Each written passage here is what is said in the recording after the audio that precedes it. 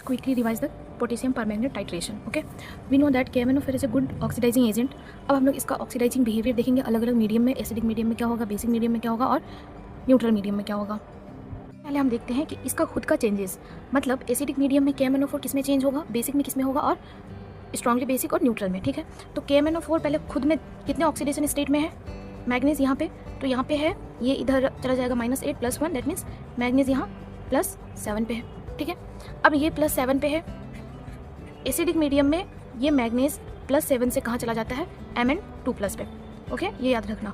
उसके बाद जब हम लोग बेसिक यानी स्ट्रांगली बेसिक एनसीईआरटी मेंशन करती है, यानी बेसिक स्ट्रांगली बेसिक, तो स्ट्रांगली बेसिक में ये जो है +7 से चला जाता है, यानी ये MnO4 चेंज हो जाता है MnO4 in basic medium oxidation state will be +6.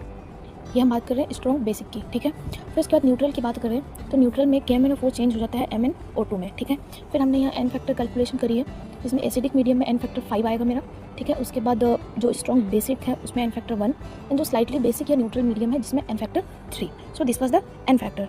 Acidic medium में रिएक्शन की बात करते हैं, इसको ट्रिक से याद रखना है, फ्यूजन रिएक्शन. एफ फ्यू बस ऐसे ही है याद करने के लिए. एफ स्टैंड फॉर आयरन, यानी आयरन Fe2+ से चेंजेस होगा Fe3+ में. फ्यूज़न ये 4 S वाला, पहला S Sn2+ से Sn4+ का कन्वर्जन के लिए, दूसरा SO3 2- से SO4 2- के लिए, तीसरा SO2 से सल्फेट आयन एंड सल्फाइड से सल्फर से. I stand for iodide ion को जिसको आयोडीन में कन्वर्ट करेगा. ऑक्सलेट आयन O से जिसको CO2 से कन्वर्ट करेगा. फिर लास्ट में N है जो कि NO2- आयन को नाइट्रेट आयन में कन्वर्ट करेगा. ये एसिडिक मीडियम की रिएक्शंस.